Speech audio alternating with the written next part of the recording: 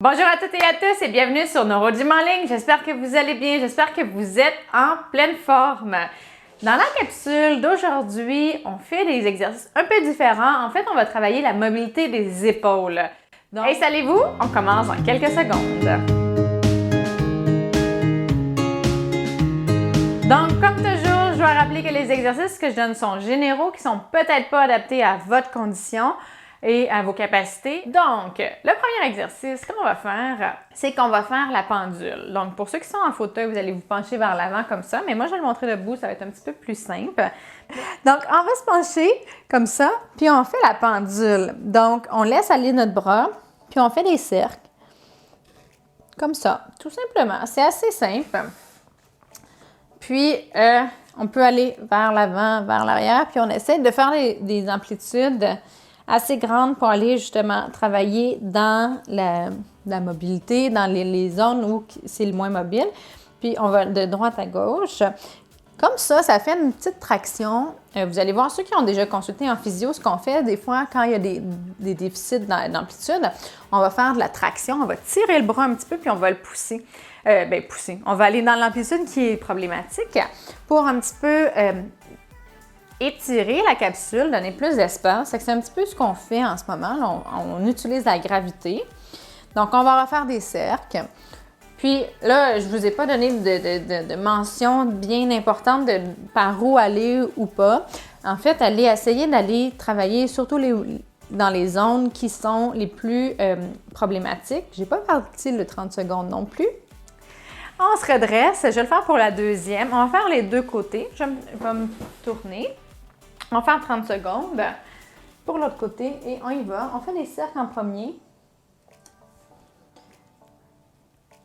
Ça fait du bien. Même moi, je n'ai pas nécessairement de diminution d'amplitude, mais ça fait du bien. On va en haut, en bas. Ça fait du bien, ça mobilise. Ça enlève un petit peu de pression. Je pense que la traction comme ça aussi, ça fait du bien. Donc, droite-gauche.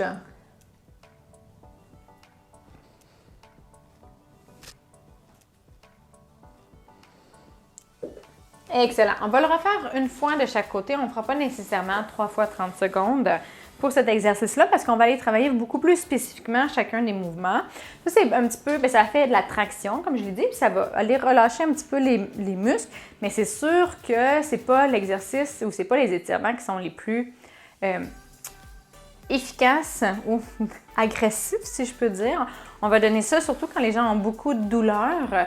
C'est une bonne façon de mobiliser quand on a beaucoup de douleur. Par contre, si vous aviez un objectif d'aller améliorer votre amplitude, si vous faites juste ça, ça se peut que ça ne soit pas efficace. Fait qu'on va aller dans des exercices un petit peu plus avancés.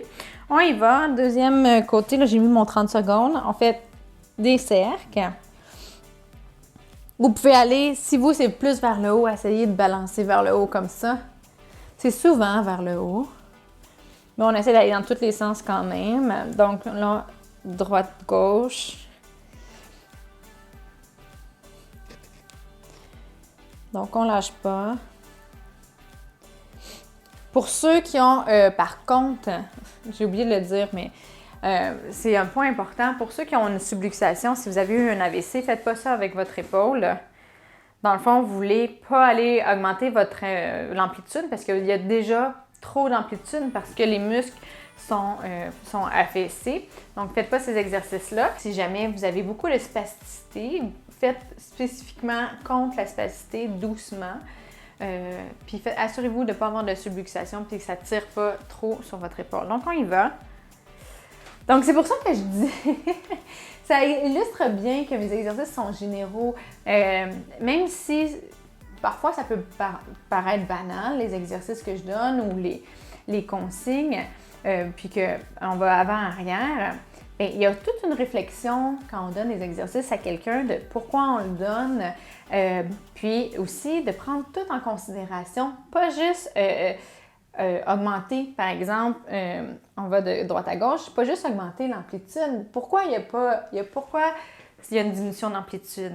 Est-ce que c'est parce qu'il y a justement une subluxation, mais que la tête humérale est prise dans un endroit qui fait que certains mouvements sont limités parce qu'il n'y a pas une possibilité de bouger, il y a une fixation osseuse, par exemple, ou Puis là, à ce moment-là, on ne veut pas nécessairement aller pousser là-dedans. Est-ce que c'est au contraire parce que là, c'est la capsule articulaire, donc les structures qui sont autour de l'articulation qui sont tendues? Est-ce que c'est des spasmes musculaires? Donc, beaucoup de spasticité. Ceux qui ont beaucoup de spasticité, ils vont avoir l'épaule des fois pris comme ça. C'est pas les mêmes choses, c'est pas les mêmes causes. Ça sera pas nécessairement les mêmes exercices, ou vous savez que les mêmes exercices avec des consignes différentes, des choses à regarder différentes. Donc, c'est pour ça que je dis toujours que c'est généraux, puis que des fois, je refais les mêmes exercices, mais pour des conditions différentes. Donc, ceux qui suivent depuis un certain temps, vous avez peut-être remarqué, vous dites, ben voyons, on fait tout le temps faire la même chose. Et je dis aussi, on réinvente pas la roue, hein. Tu sais, une articulation, ça bouge dans certains mouvements, des muscles, ça fait faire une contraction, un mouvement, deux mouvements, des fois, c'est plus global. Des fois, il y en a un petit peu plus, comme une épaule, il y a plusieurs axes de rotation. Donc, on ne réinvente pas la roue, mais par contre, l'approche de l'exercice va beaucoup changer. Malheureusement, je ne peux pas vous donner cette personnalisation-là, puis les exercices spécifiques pour vous avec les consignes qui sont adaptées à vous. Pour ça, il faut prendre rendez-vous avec moi. Mais c'est pour ça que je dis en tout cas que c'est généraux. Puis si vous avez des besoins particuliers, je vous conseille grandement de consulter un professionnel de la santé. Pas juste vous fier à ce que moi je dis parce que c'est pas spécifique nécessairement à vous. Puis, peut-être qu'il y en a qui ne seront pas du tout de mes commentaires, qui ne seront pas du tout adaptés à vous. J'espère que vous avez aimé la séance. J'espère que ça vous a fait du bien, que vous ayez des douleurs ou des tensions aux épaules ou pas. Si vous avez aimé la vidéo, si vous avez aimé mes conseils, je vous invite à faire un pouce ou à faire j'aime sur la vidéo. Je vous invite également à nous suivre sur Facebook, Instagram et YouTube. Également, vous pouvez partager aux personnes que ça pourrait intéresser et aider pour qu'elles aussi puissent faire des exercices avec nous et prendre en main leur bien-être et leurs conditions physiques. Sur ce, je vous dis merci beaucoup de nous suivre. Merci de faire les exercices avec moi. Je vous souhaite une excellente journée et j'ai hâte de vous revoir dans une prochaine